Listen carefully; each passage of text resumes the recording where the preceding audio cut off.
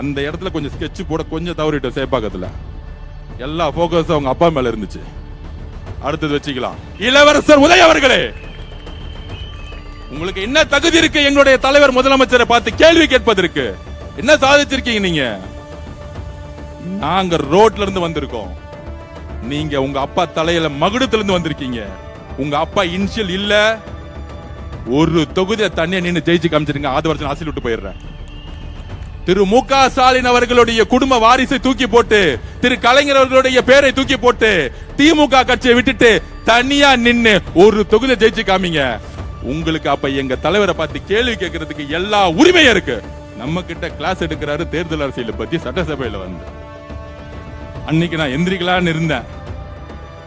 அண்ணன் வரும்போதே சொல்லிட்டாரு, இன்னைக்கு ஒன்லி நம்பிக்கை வாக்கெடுப்பு தான், நீங்க நம்ம எல்லாம் பேச வேணாம். ஆல்ரெடி மெஜாரிட்டி 150 மேல போயிட்டு இருக்கு, அவங்க பேசினா பேசட்டும். பாவம் எலெக்ஷன் டைம்ல தான் பேச முடியல, இப்ப பேசட்டும். ரொம்ப அடி வாங்கியிருக்காங்க, அடிச்சா அழுவாங்கல்ல, அழுது கலந்துட்டு சட்டசபை விட்டு ஓடி போயிடுவாங்க. சொன்ன மாதிரியே பேசிட்டு ஓடி போயிட்டாங்க.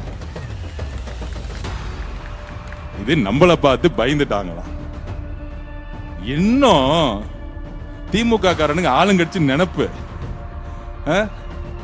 அது அவங்களுடைய பரம்பரை நோய். ஒரு மாசம் வரைக்கும் நாங்க ஆளுங்கட்சி பேசிக்கிட்டே இருப்பாங்க.